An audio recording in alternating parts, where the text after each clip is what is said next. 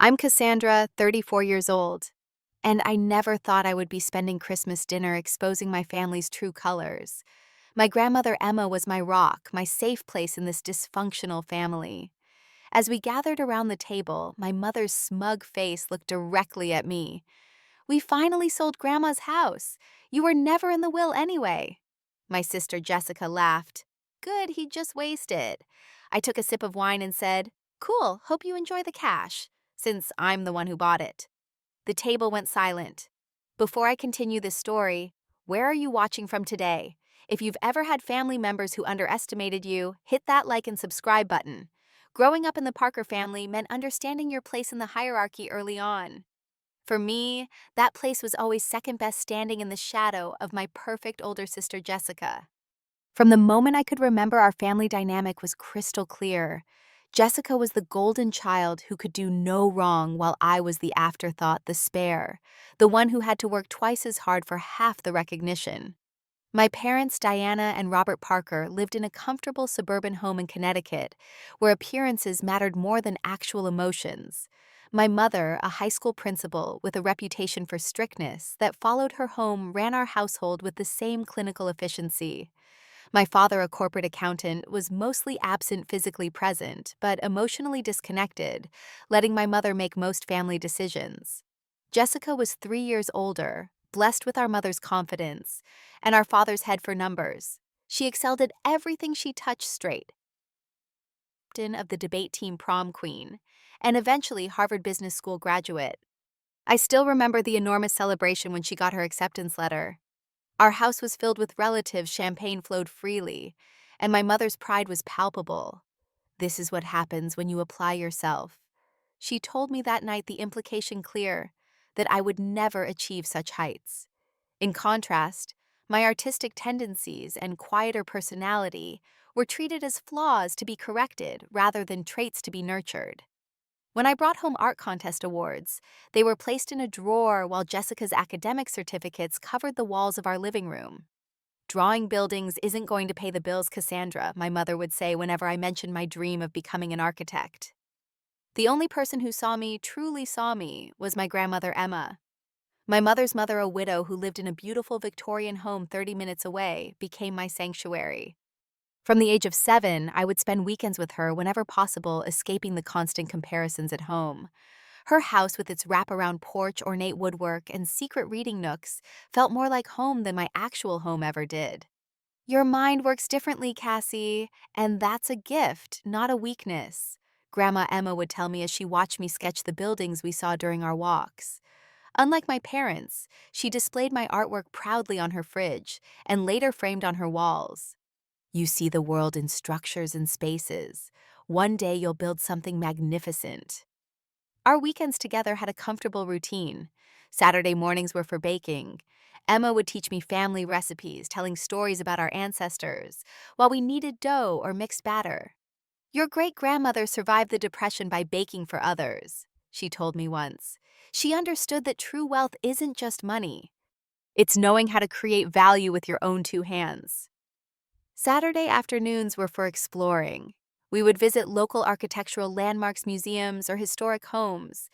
Emma would patiently listen as I pointed out design elements I found interesting, encouraging my eye for detail. "Notice how the light falls through that window," she would say. "Someone designed that intentionally. Nothing beautiful happens by accident." Sundays were for financial lessons. While my parents gave Jessica a generous allowance and bought her whatever she wanted, I was taught that money had to be earned. But it was Grandma Emma who turned this disparity into an advantage. From the age of 10, she helped me open a savings account, taught me how to budget the small amounts I earned from chores, and showed me the power of compound interest. "Your sister gets everything handed to her," Emma said frankly when I was 14 and complaining about the unfairness. "But you're learning something far more valuable: independence, self-reliance. When you earn something yourself, nobody can take it away from you or claim credit for your success." As years passed, my visits to Emma's house continued even through college, where I studied architecture despite my mother's disapproval. "You're wasting your time and our money," she said when I showed her my acceptance letter. "Jessica was in a practical field at your age."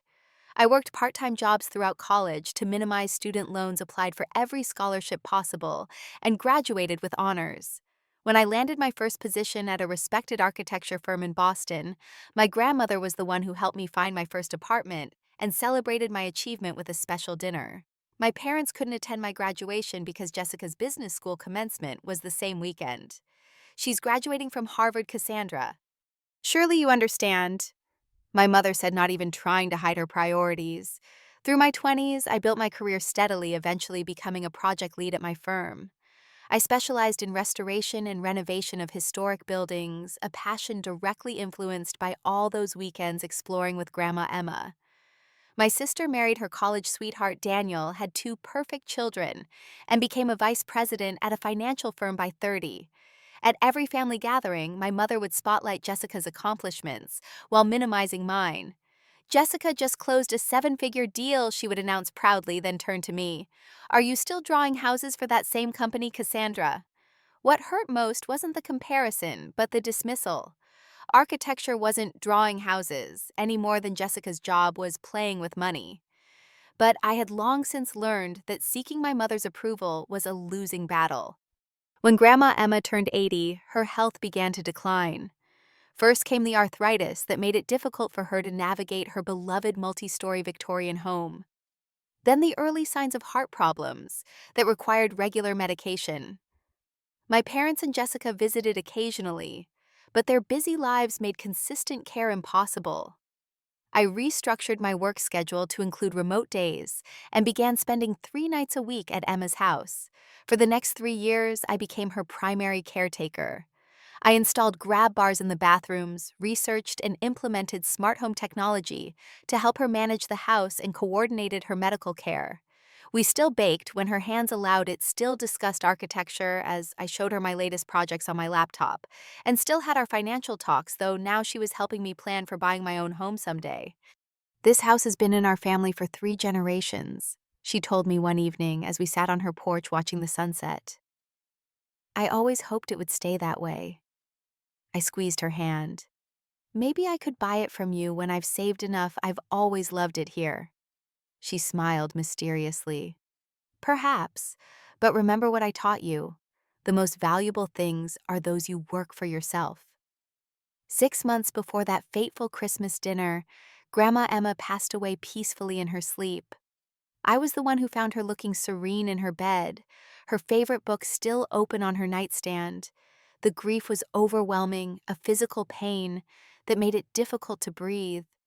I had lost not just my grandmother, but my mentor, my champion, my truest family. The funeral was a blur of black clothes and platitudes. My mother managed the event with her usual efficiency, more concerned with appearances than emotional authenticity. "Stand up straighter, Cassandra. People are watching," she whispered, as I struggled not to break down during the service. Jessica attended with her husband and children, taking frequent breaks to handle work calls. "The market doesn't stop for funerals," she explained when I gave her a look. My father stood silently beside my mother, his grief private and controlled. In the days and weeks that followed, I felt Emma's absence acutely. My parents and Jessica seemed to move on quickly, treating her death as sad but inevitable, just another event to be processed and filed away. When I mentioned missing our weekend traditions, my mother said, "You're 34, Cassandra. Isn't it time you found friends your own age instead of clinging to an old woman?" She didn't understand, or didn't want to understand, that Emma had been more than just a grandmother to me. She had been the one person who saw my potential, who believed in me without conditions or comparisons. And now she was gone, leaving a void I wasn't sure could ever be filled. The weeks following Grandma Emma's funeral were a haze of grief and adjustment. I threw myself into work, finding solace in the precise lines and measurements of architectural drawings. The thought of spending Christmas with my family without Emma's buffer filled me with dread. For 34 years, she had been my ally at family gatherings, the person who would wink at me across the table when my mother made one of her cutting remarks, or Jessica monopolized the conversation with her latest achievements. I was seriously considering making an excuse to skip the holiday altogether when I received a call from my cousin Tanya, my mother's sister's daughter. We weren't particularly close, but she had always been civil, never participating in the family sport of Cassandra criticism. "Have you heard what Aunt Diana is planning to do with Emma's house?" she asked without preamble. "No," I replied, my stomach tightening. "What do you mean?" "They've already listed it with a realtor, some high-end agency that specializes in historic homes. They're expecting it to sell quickly. I thought you'd want to know considering how much time you spent there." The news felt like a physical blow. That can't be right. The will hasn't even been read yet. Emma's lawyer had scheduled the official reading for after the holidays, citing his own vacation plans and the family's need for time to grieve. "I don't know the details," Tanya said. "But Mom heard Aunt Diana talking about using the money for Jessica's kids' college funds and some renovation on their own house." After thanking Tanya for the information, I immediately called Mr. Geller, Emma's attorney. He confirmed that my grandmother had indeed left instructions regarding the sale of her house, but he couldn't provide details until the official reading. However, he did let slip something curious. "The house and its contents are being handled separately from the rest of the estate, Ms. Parker. That's all I can say for now." That cryptic comment sent me on a research mission. I contacted the county records office and discovered that 3 weeks before her death, Grandma Emma had transferred her house to a trust with Mr. Geller as trustee. The terms of the trust weren't public record, but this explained how my parents could be moving forward with the sale before the will reading. Through some careful questioning of my father, who was always more forthcoming than my mother, I learned that Emma had apparently left instructions for the house to be sold and the proceeds divided among her heirs. My heart sank at this news. I had hoped, perhaps naively, that she might have left me the house given our special connection to it. Then came a revelation that changed everything. 2 months after Emma's passing, I received a call from Sharon Blackwell, a real estate agent. "Ms. Parker, I understand you expressed interest in the property at 247 Maple Avenue," she said, referring to Emma's address. "It's been listed as of yesterday, and since you reached out to our office, I wanted to let you know before we begin showings." I had never contacted her agency. Someone, perhaps Emma before her death or Mr. Geller acting on instructions, had given my name to the realtor. This was the sign I needed. The next day I met with Sharon at the house. Walking through those familiar rooms without Emma was painful, but I felt her presence in every corner: the kitchen, where we baked, the window seat, where we read, the porch, where we talked about life. This house contained not just memories, but lessons, love, and a legacy I couldn't bear to lose. "What's the asking price?" I asked, trying to keep my voice steady. When Sharon named the figure, my heart sank. It was more than I had in savings, more than I could reasonably afford on my architect's salary. But remembering Emma's financial lessons, I asked about financing options and what would make a competitive offer in the current market. "The sellers have specified they want a quick sale, preferably all cash," Sharon explained. "But they're also using a blind bidding process through an LLC. Honestly, it's an unusual arrangement."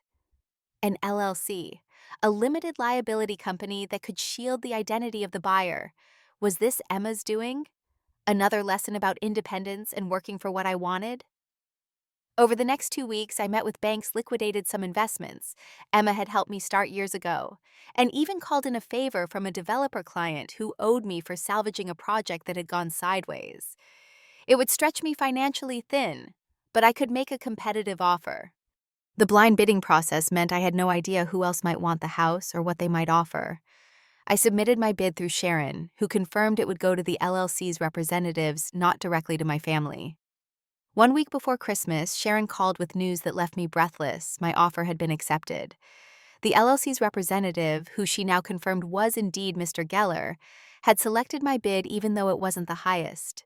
"He mentioned something about the house going to someone who would appreciate its history," Sharon said.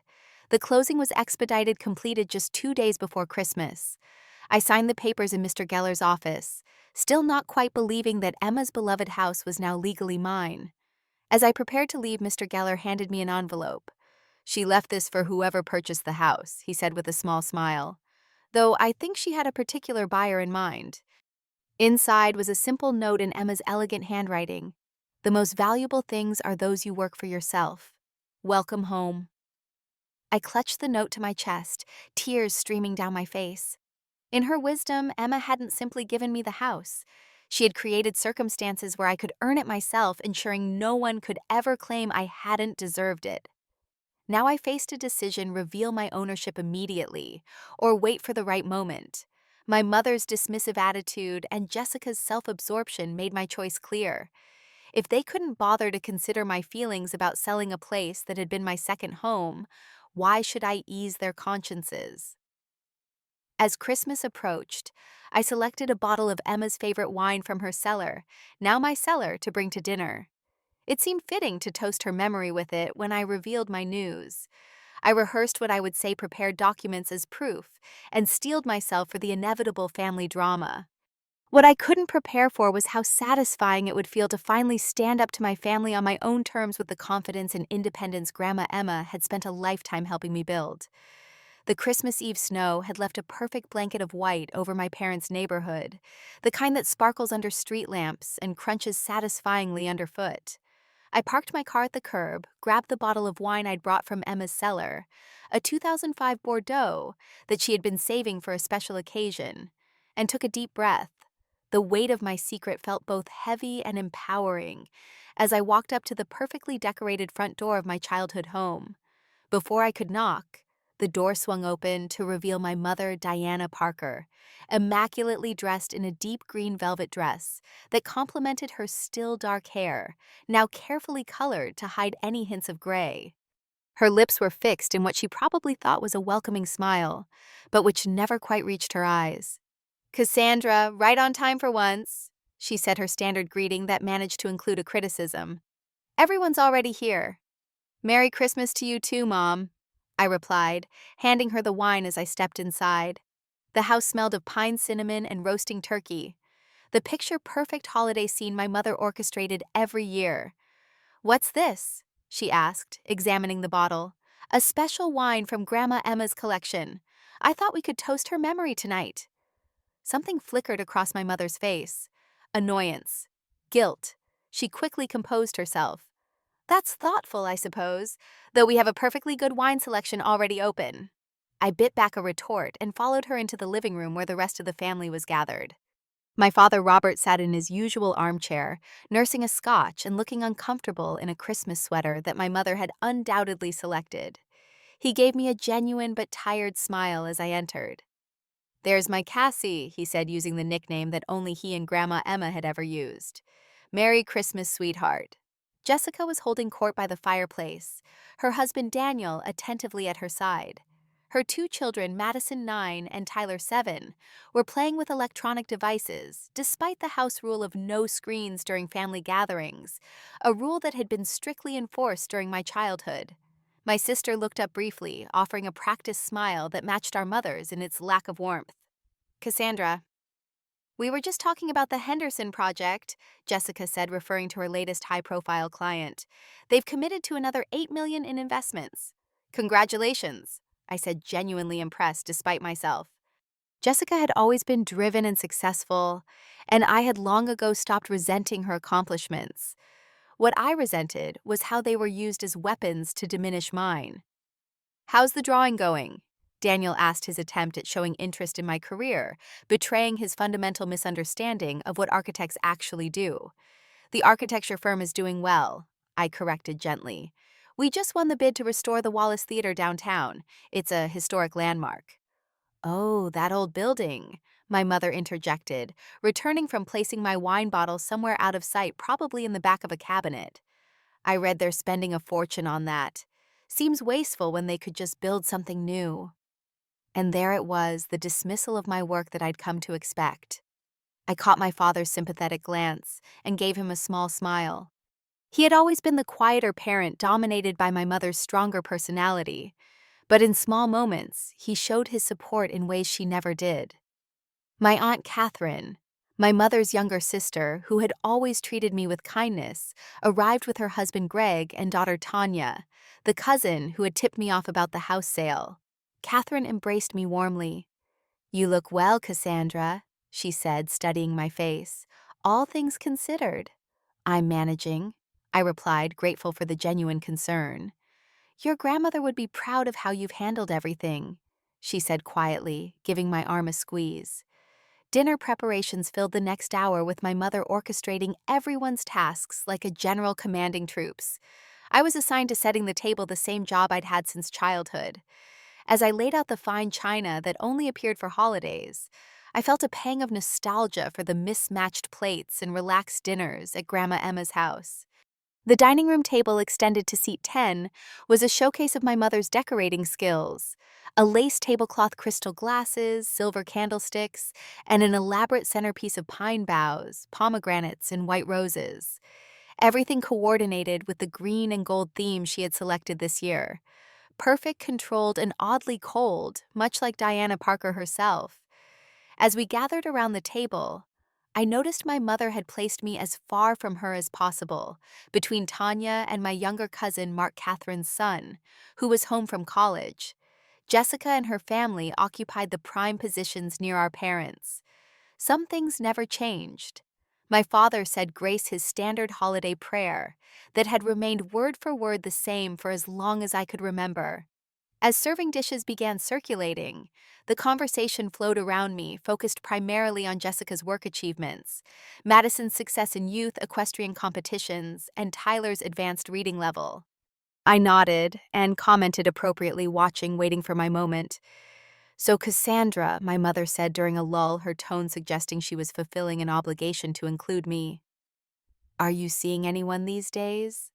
The eternal question always asked in front of the entire family to maximize my discomfort.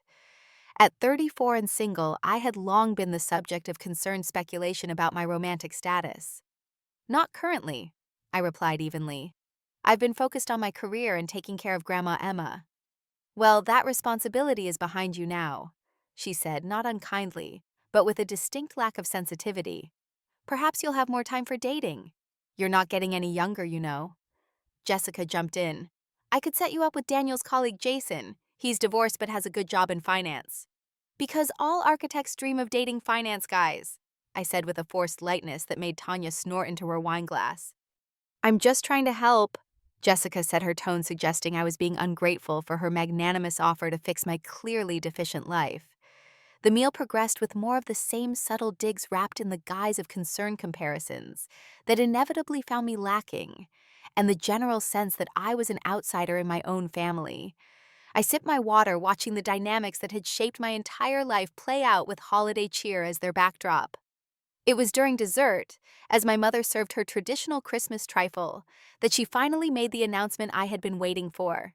She set down the serving spoon, gave my father a look that prompted him to refill her wine glass, and cleared her throat to draw everyone's attention.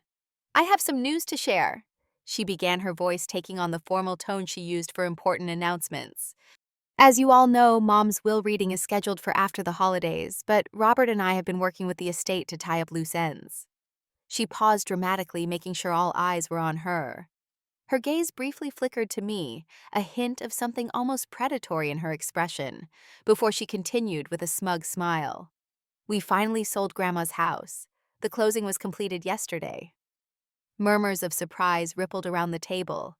I kept my face carefully neutral, taking a slow sip of water. "That was fast," Catherine commented. "I thought these things usually take more time." "We had an excellent realtor," my mother replied. "And the market for historic properties is quite strong right now. We got well above asking price." She turned her attention directly to me, now the smile never leaving her face, but her eyes cold. "You were never in the will anyway, Cassandra. Not for the house, at least. Mom left specific instructions about selling it." The pointed comment hung in the air. Her implication was clear. Despite all the time I had spent with Emma, despite being her caregiver for years, I had not been deemed worthy of her most precious asset. The perfect gut punch delivered with holiday spirit. Jessica, never one to miss an opportunity to twist the knife, laughed lightly. "Good, he just wasted on art supplies or whatever architects spend money on." The casual misgendering, something Jessica had done since we were teenagers, whenever she wanted to belittle me, was the final straw. I reached for my glass, not of water this time, but the wine I had finally convinced my mother to open, the special Bordeaux from Emma's collection. I took a deliberate sip, savoring the rich flavor that brought back memories of evenings on Emma's porch, discussing life and dreams. Cool, I said, setting the glass down carefully. Hope you enjoy the cash, since I'm the one who bought it. The silence that followed was absolute. Every face around the table registered shock, none more so than my mother's. Her smirk frozen, and then slowly crumbling as my words sank in. "What did you just say?" She finally managed, her voice barely above a whisper. I smiled, channeling every ounce of calm confidence Grandma Emma had instilled in me over the years. I said I'm the one who bought the house. I'm the new owner of 247 Maple Avenue. The explosion I had anticipated was about to begin. The silence lasted exactly 5 seconds before it shattered like fine crystal dropped on hardwood. "That's not possible," my mother said, her voice rising with each syllable. "The buyer was an LLC, Brandenburg Properties. We never saw the actual purchaser's name." I nodded calmly, reaching for my purse that hung on the back of my chair. "Brandenburg Properties, LLC, named after Grandma Emma's maiden name." I pulled out a folder containing the deed and closing documents, sliding it across the table. "Feel free to verify." Jessica grabbed the folder before our mother could, flipping through the papers with the efficiency of someone used to reviewing financial documents. Her perfectly manicured finger traced the lines of text as her expression darkened. "This is some kind of joke," she said, but her voice lacked conviction. "How could you possibly afford it? That house sold for nearly $700,000. Daniel, ever the financial analyst, leaned over to look at the papers, eyes widening. "These appear legitimate. The buyer is indeed listed as Brandenburg Properties LLC, with Cassandra Parker as the sole member." My mother's face had turned the color of the cranberry sauce congealing on her plate. "How did you even know it was for sale?" "The listing was private." "I have my sources," I replied, thinking of Tanya's timely warning and Sharon Blackwell's call. "And as for how I afforded it, I've been saving and investing since I was 10 years old. Grandma Emma taught me well." My father, who had been silently watching the exchange, surprised everyone by chuckling softly. "Good for you, Cassie," he said, raising his glass slightly in my direction. "Emma would be proud." "Robert." My mother's shocked exclamation cut through the room. She turned back to me, composure cracking. "This is family betrayal, Cassandra. You went behind our backs and manipulated the situation." I met her gaze steadily. "No more than you did by selling a house that meant the world to me without even discussing it first. Did it never occur to you that I might want to keep it in the family?" "It was never your decision to make," she snapped. "The trust was clear. The house was to be sold and the proceeds divided." "And it was sold," I pointed out, "for a fair market price, which I paid. The trust gets its money, you get your share, and I get to preserve Grandma Emma's home. Everyone wins." Jessica wasn't ready to concede. "You must have emptied your accounts. Probably took a massive mortgage. You'll be house poor and come crawling back for help within a year." Her assumption that I couldn't possibly have managed this responsibly stung, but also gave me a strange sense of satisfaction. My family had underestimated me my entire life. This moment was decades in the making. "My finances are in excellent order thanks to Grandma's guidance," I said. "I made a 20% down payment, secured a favorable mortgage rate, and still have a healthy emergency fund. But thank you for your concern, Jessica." Daniel, who had been reviewing the documents more thoroughly, looked up with newfound respect. "This was impressively executed, Cassandra." My sister shot him a withering look for this perceived betrayal. "I don't understand." My mother persisted, her voice tight with anger. "Why would you do this? It's just a house." "It was never just a house," I replied, emotion finally creeping into my voice. "It was the only place I felt truly accepted and valued. It's where I learned to believe in myself when no one else would, including you."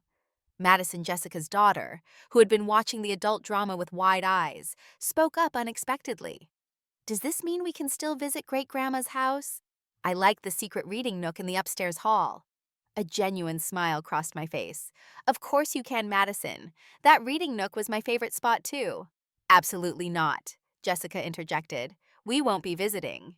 Tyler, not to be left out, asked innocently, "Why is everybody mad that Aunt Cassie bought a house?" "Because Aunt Cassie was sneaky about it," Jessica told him, her eyes never leaving my face. And sneaky behavior has consequences. Like when I hid my Brussels sprouts in the potted plant? Tyler asked, causing a brief ripple of uncomfortable laughter around the table. My Aunt Catherine cleared her throat. Well, I think it's wonderful that Emma's house stays in the family. She would have wanted that. You don't know what she would have wanted, my mother snapped. She left explicit instructions to sell. And the house was sold, I repeated firmly, legally and properly. If she had specifically wanted me not to buy it, she could have included that in her instructions.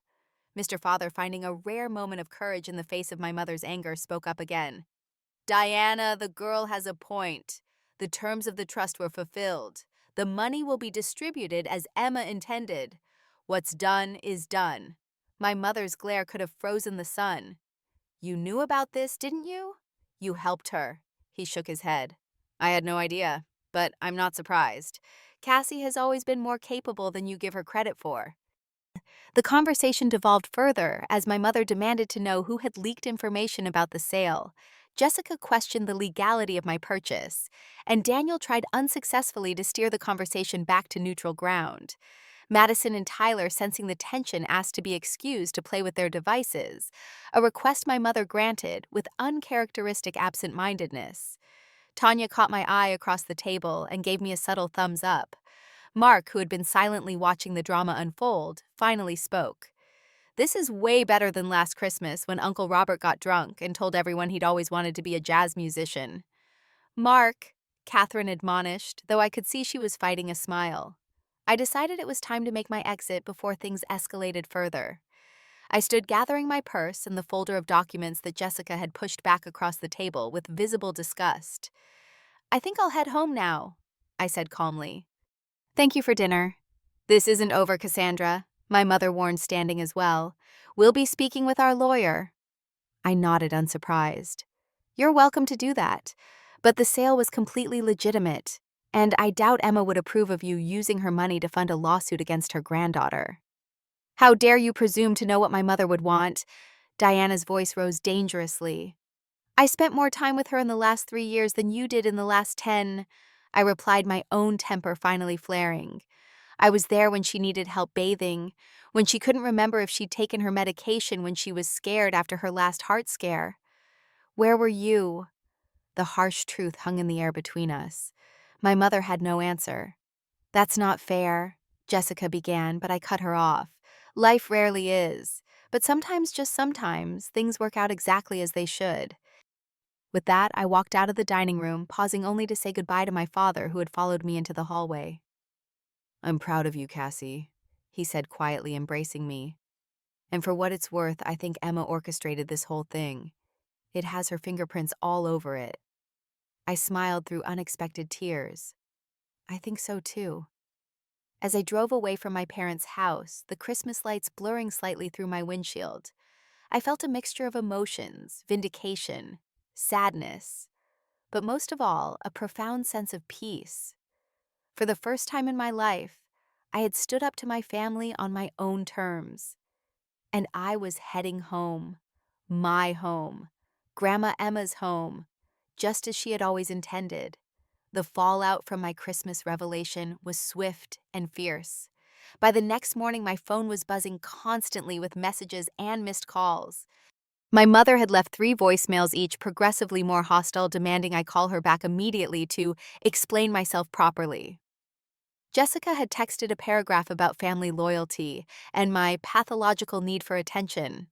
I silenced my phone and spent the day in peaceful solitude, wandering through the rooms of my new home, making plans for minor renovations that would preserve Emma's spirit while adding my own touch. 2 days after Christmas, as I was measuring the kitchen windows for new curtains, there was a sharp, insistent knocking at the front door.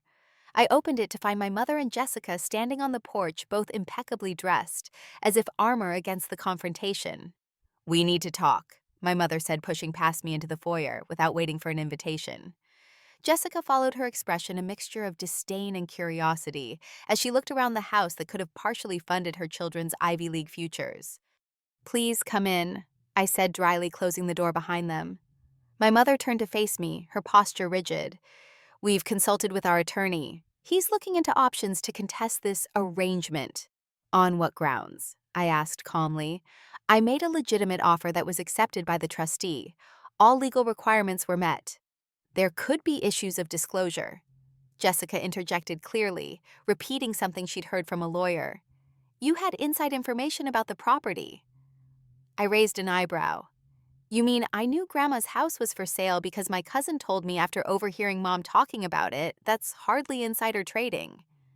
You deliberately concealed your identity as the buyer, my mother accused. I used a legal entity, which is common practice in real estate transactions. The trustee knew who the buyer was. Mr. Geller approved the sale with full knowledge. At the mention of Emma's attorney, my mother's expression darkened further.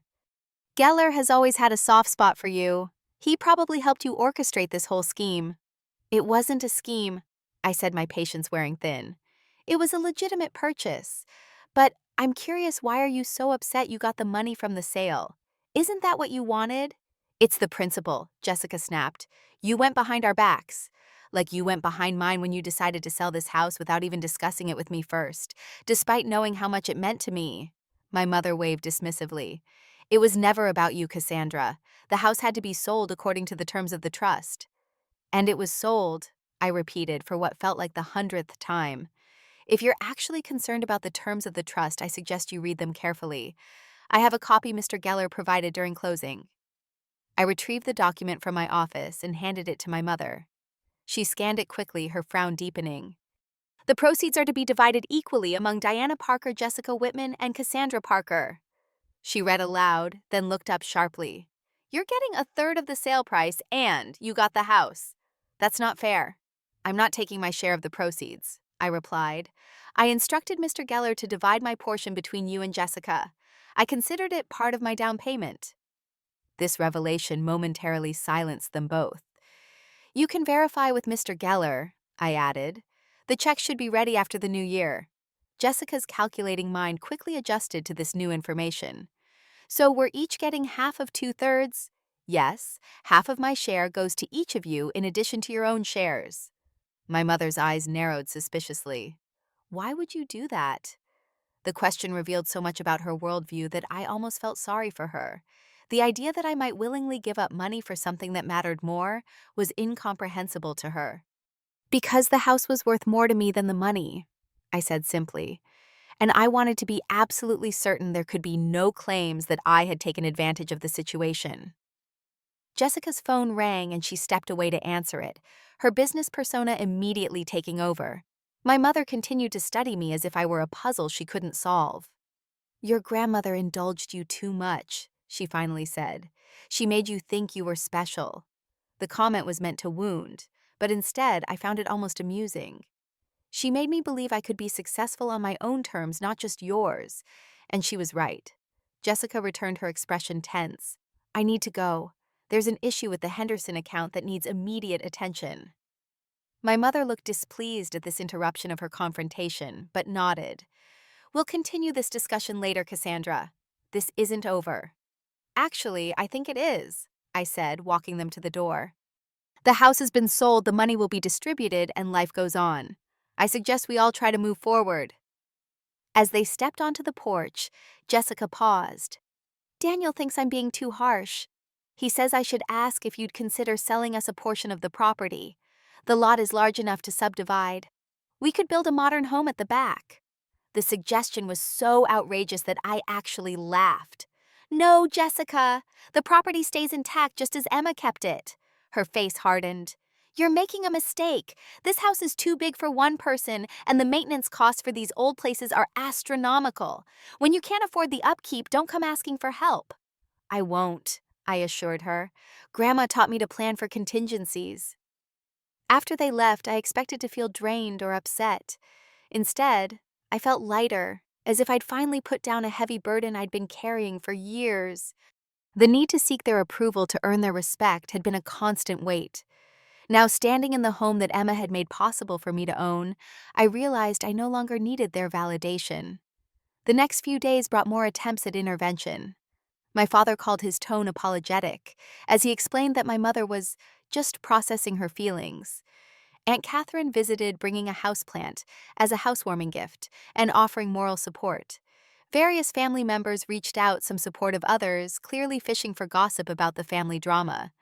A week after Christmas, things escalated further when Jessica showed up at my office, causing a scene in the reception area that had my colleagues staring. "You need to reconsider your position," she demanded, as I led her to a small conference room for privacy. "Mom is talking about contesting Grandma's entire will now, not just the house sale." "On what grounds?" I asked again, remaining calm. "Undue influence. She says you manipulated Grandma in her final years when she was vulnerable." The accusation was so offensive that I momentarily lost my composure. "I took care of her when the rest of you were too busy. How dare you suggest I manipulated her?" Jessica had the grace to look slightly ashamed. "I'm just telling you what Mom is saying. Look, if you just agree to sell the property and split the proceeds 3 ways, this could all go away." I shook my head. "That's not happening, Jessica. And if Mom wants to waste her share of the inheritance on frivolous legal challenges, that's her choice. But Margeller has all the documentation of Emma's wishes, including when and why certain decisions were made." My sister studied me with a new wariness. "You've changed. You used to just take it when Mom and I pushed you around." "I grew up," I replied, "and I realized I don't need to earn your approval anymore." The conversation ended in a stalemate, but as Jessica left, she paused at the door. "The kids miss the reading nook," she said, almost reluctantly. "Tyler asked when we could visit Aunt Cassie's house." It was the closest thing to an olive branch I could expect. "They're welcome any time, with or without you." The professional campaign to undermine my purchase continued through January. My mother tried to contact Mr. Geller directly, only to be reminded of attorney-client privilege. She then approached the real estate agent, who confirmed that the sale had been conducted properly. Finally, she enlisted my father to try a more conciliatory approach. "Your mother is hurt," he explained during a lunch meeting. "Not about the money, but because she feels you went around her deliberately." "I did," I acknowledged, "because she would have found a way to stop me if she'd known." He couldn't deny this truth. "She's always been hardest on you because she sees herself in you." The determination, the independence. She fought for everything she achieved, and somewhere along the way, she decided that struggle was necessary for success. It was the most insight my father had ever offered into my mother's psychology. "That doesn't excuse how she treated me, or how she favored Jessica." "No, it doesn't," he agreed, surprising me. "I should have intervened more. That's on me." The conversation marked a turning point in my relationship with my father. For the first time, he acknowledged the dynamics that had shaped my childhood, and I began to see him not just as my mother's passive husband, but as a complex person who had made his own mistakes and compromises. Through all this turmoil, I found unexpected comfort in Grandma Emma's house itself. As January turned to February, I discovered a hidden diary while cleaning out a drawer in her bedroom. The entries spanning the last 5 years revealed that my purchase of the house had been exactly what she hoped would happen. "Spoke with Mr. Geller about the house today." Read an entry from 8 months before her death. "The trust is set up. The property will be sold, but nothing prevents Cassandra from being the buyer if she chooses. She deserves to have this home, but she needs to earn it herself. No one can ever say it was handed to her. Diana won't like it, but she'll have her share of the money, which is all she really wants anyway." Another entry from just weeks before she passed away. "Cassandra stayed over again last night. She doesn't complain about sleeping in the guest room when my breathing is bad, about managing my medications, about any of it. Jessica called to ask if I needed anything, which was thoughtful, but she's never been one to inconvenience herself. Diana hasn't visited in 3 weeks. They all love me in their way, I suppose, but only Cassandra truly sees me as a person, not just mother or grandmother. I've made the right decision about the house. Mr. Geller will make sure it happens as I wish." These glimpses into Emma's thoughts validated my actions and gave me strength to weather the continuing family storm. By March, my mother's legal threats had come to nothing, as every attorney she consulted confirmed that the sale was legitimate. The money had been distributed according to the trust's terms, and slowly a new normal began to emerge. 3 months after the explosive Christmas dinner, as spring began to breathe new life into the garden, Emma had lovingly tended for decades, I decided it was time to properly claim the house as my own. I sent invitations for a housewarming party to friends' colleagues and select family members, deliberately excluding my mother and Jessica, but including my father, Aunt Catherine's family, and a few cousins who had been supportive. The weeks leading up to the party were filled with careful renovations that balanced preservation and personalization. I restored the original hardwood floors hidden under worn carpeting, repainted rooms in colors that complemented the Victorian architecture, while bringing in more light, and updated the kitchen appliances, while keeping Emma's beloved maple cabinets that 3 generations of women had used. In the primary bedroom, I installed built-in bookshelves based on sketches I had made years ago, while daydreaming about how I would design my ideal home. The reading nook in the upstairs hallway, a converted window seat that had been my favorite spot as a child, received new cushions and lighting, but remained essentially unchanged, a testament to Emma's understanding of what children need: a small space that is entirely their own. The day of the party arrived with perfect spring weather sunshine filtering through the newly washed lace curtains Emma had cherished. Friends began arriving at 4, exclaiming over the house and congratulating me on my new home. My colleagues from the architecture firm were particularly appreciative of how I had honored the historical elements while making thoughtful updates. Aunt Catherine and her family came early to help with preparations. Tanya, who had become something of an ally since her warning about the house sale, arranged flowers from Emma's garden in vases throughout the rooms. "Grandma Emma would love what you've done with the place," she said, surveying the living room with its refreshed walls but original crown molding. My father arrived alone, carrying a bottle of scotch and looking slightly uncomfortable until he saw me. "The house suits you, Cassie," he said, embracing me warmly, "more than it ever would have suited Jessica or your mother." As the party progressed, with guests enjoying drinks on the wraparound porch or exploring the house's charming rooms, I found myself in the kitchen with my father preparing more appetizers. "Your mother and I are taking some time apart," he said suddenly, carefully slicing cheese for the platter between us. I paused in arranging crackers. "I'm sorry to hear that." He shook his head. "Don't be. It's been a long time coming. The house situation just brought everything to a head." He set down his knife and looked at me directly. "The way she reacted about Emma's house, the things she said about you. It made me realize how much I've enabled over the years." The confession clearly cost him, his normally stoic face showing genuine emotion. "When did you decide?" I asked gently. "February. I've been staying in a condo downtown.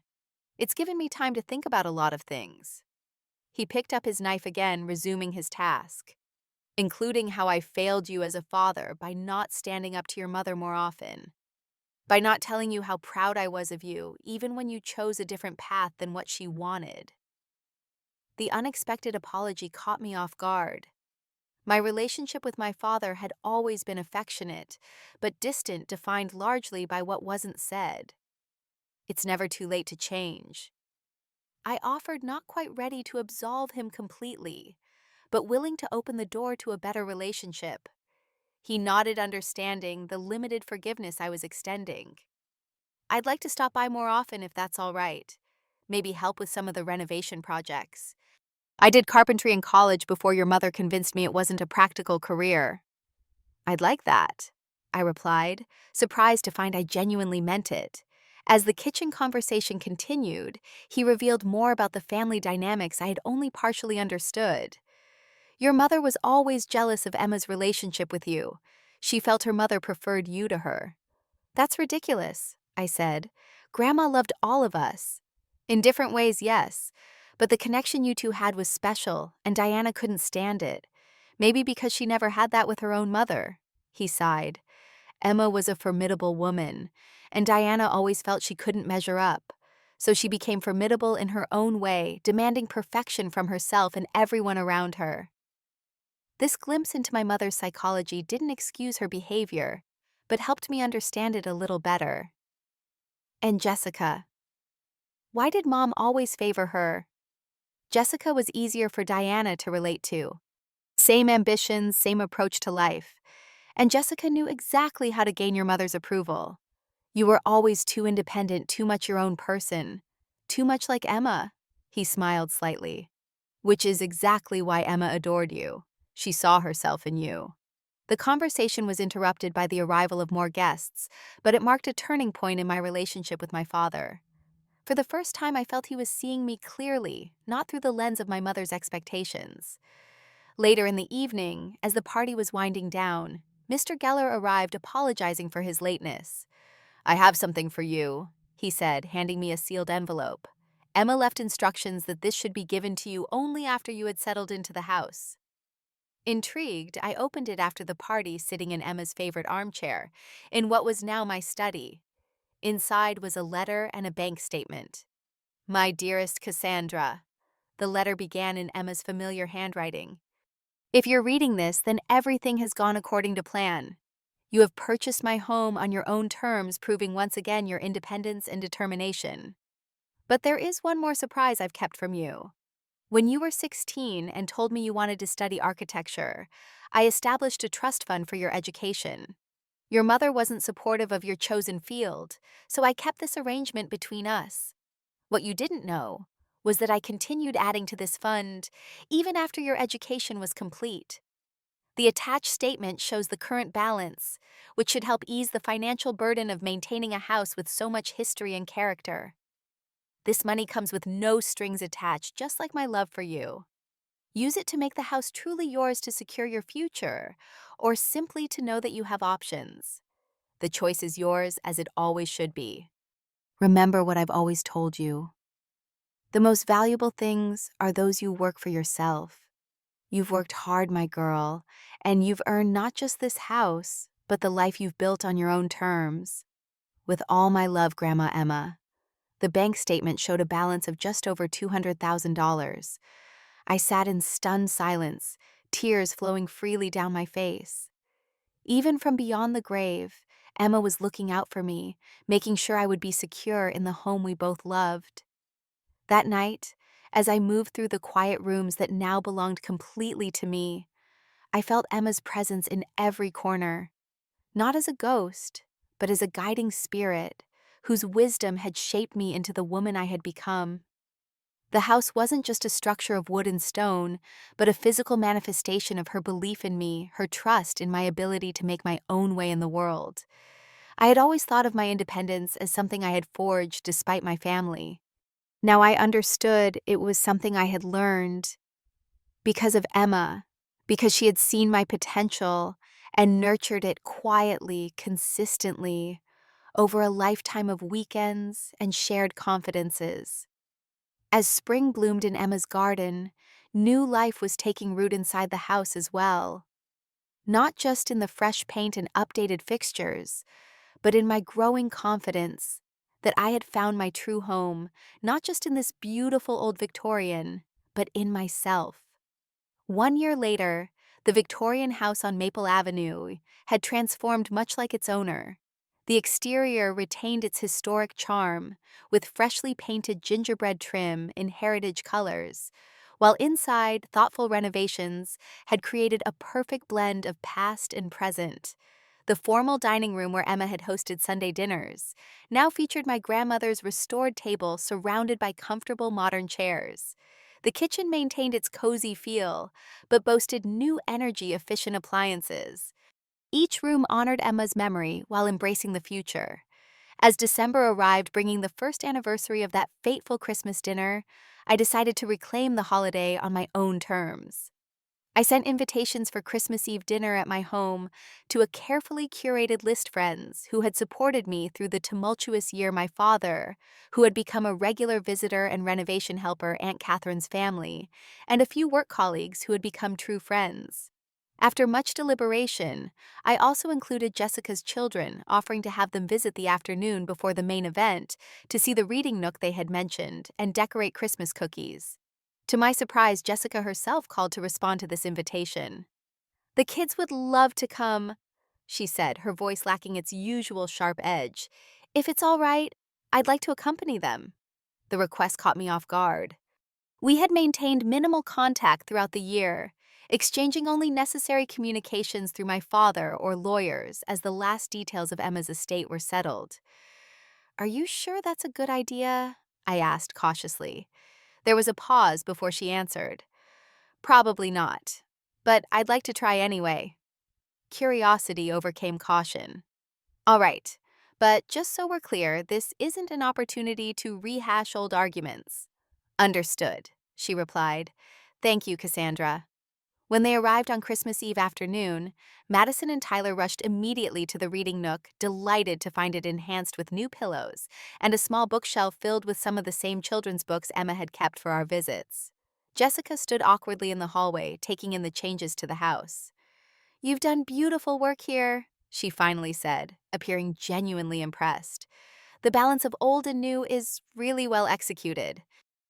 Thank you, I replied, accepting the olive branch for what it was. Would you like a tour? As we moved through the rooms, I explained some of the architectural challenges and solutions, while the children darted ahead of us, exploring with the freedom Emma had always encouraged. Jessica listened attentively, asking surprisingly thoughtful questions about the renovation process. In the kitchen, as I prepared cookie dough and set out decorating supplies, Jessica sat at the island counter, running her hand over the marble surface. You know, I never really understood why this house meant so much to you, she admitted.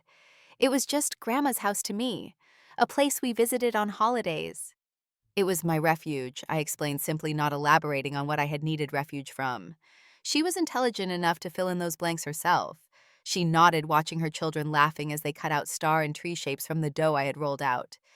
Things aren't great for me right now, she said quietly, ensuring the kids couldn't hear. Daniel and I are separating.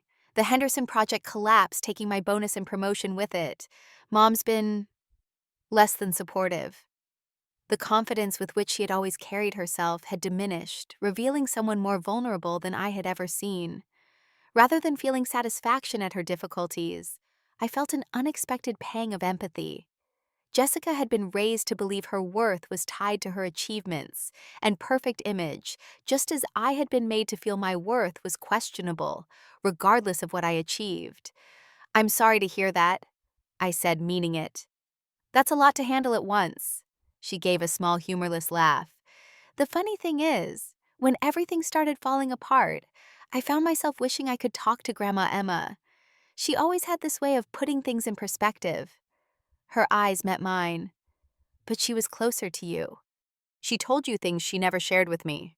She shared different things with each of us, I suggested, unwilling to claim exclusive rights to Emma's wisdom. She knew we needed different guidance. As the cookies baked, filling the kitchen with familiar holiday scents, Jessica helped the children prepare the icing and sprinkles for decorating. There was an awkward truce between us, not quite friendship, but no longer active hostility. When it was time for them to leave before the evening dinner party, Jessica hesitated at the door. Would you consider having lunch sometime, just the two of us? She asked. There's a lot we probably should talk about. I nodded, surprised at my own willingness to try. I'd like that. After the holidays. And Mom, she asked tentatively, will you ever speak to her again? It was the question I had been asking myself for months. My mother and I hadn't exchanged a single word since February, when her final attempt to legally challenge my ownership of the house had been firmly rejected by the courts. My father reported that she remained unrepentant, convinced that I had somehow manipulated the situation unfairly. I don't know, I answered honestly. That depends on her. I'm not going to pretend the past didn't happen, but I'm not closing the door completely. Jessica nodded, understanding the conditional nature of the offer. For what it's worth, I think she misses you. She just doesn't know how to say it. After they left, I prepared for the evening gathering, setting Emma's dining table with her good china and crystal, adding my own touches with modern centerpieces and place cards. My father arrived early to help, bringing a bottle of Emma's favorite holiday champagne that he had apparently purchased and saved months ago for this occasion.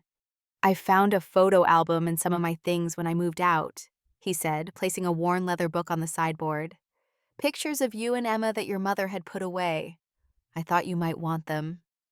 The album contained dozens of photographs spanning my childhood and early adulthood, all featuring Emma and me in various settings, baking in the kitchen, reading on the porch, standing proudly beside my first architectural model, celebrating my college graduation. Moments my mother had tried to minimize, preserved by my father's quiet intervention. "You kept these all these years?" I asked, touched by this evidence of his notice his care, however passive it had been. "I always saw you, Cassie," he said softly, "even when I didn't speak up enough."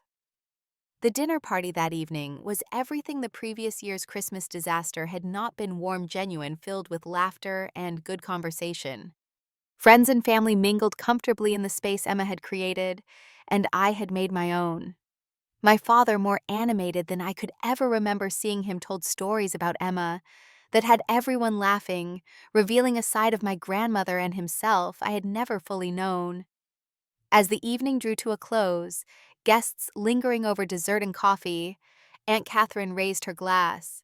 "To Emma, who brought us all together in this beautiful home, and to Cassandra, who had the courage to make it her own." The toast brought unexpected tears to my eyes. "And to family," I added, looking at my father across the table, "both the one we're born with and the one we create." Later that night, after all the guests had departed, and the house was quiet, except for the gentle ticking of Emma's grandfather clock in the hallway, I sat in the window seat of what had been her bedroom and was now mine. The Christmas lights from neighboring homes cast a soft glow through the frost-edged windows.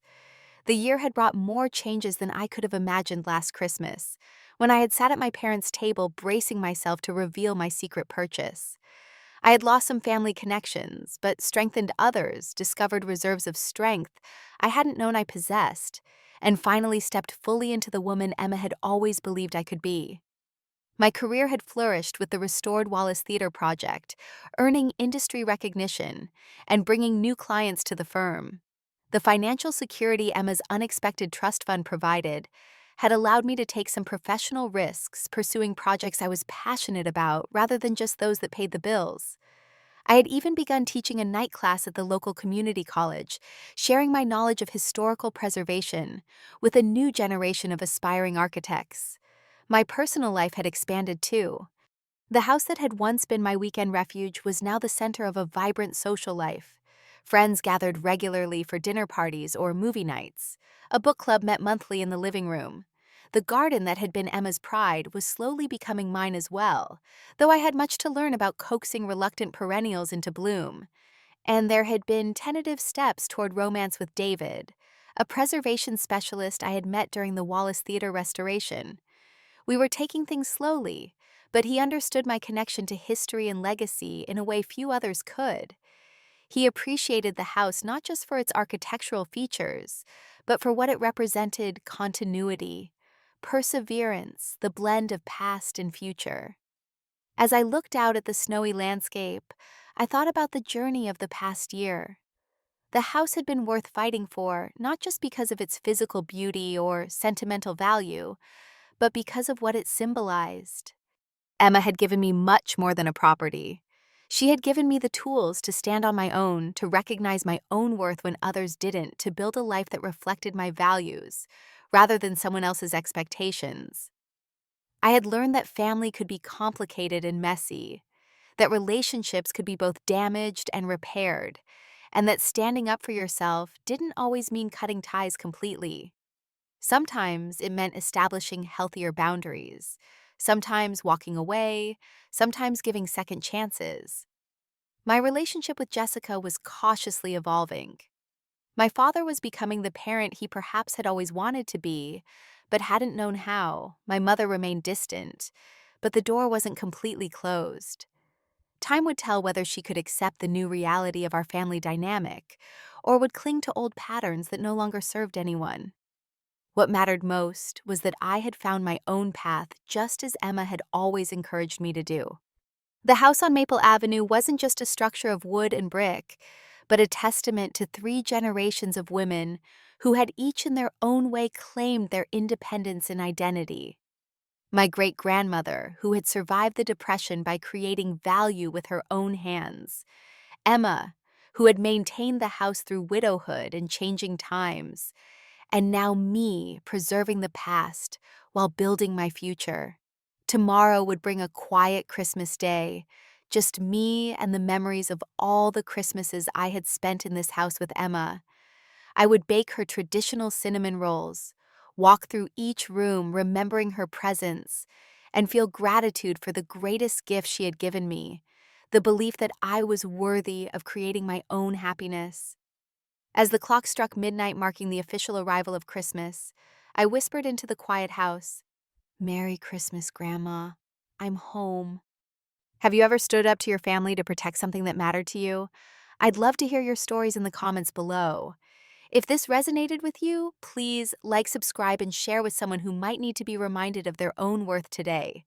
Thank you for spending this time with me, and may you find the courage to create a home that truly reflects who you are, whether that's a physical space or simply a place within yourself where you feel at peace. Until next time, remember that sometimes the most valuable inheritance isn't what's left to you, but what you choose to build for yourself.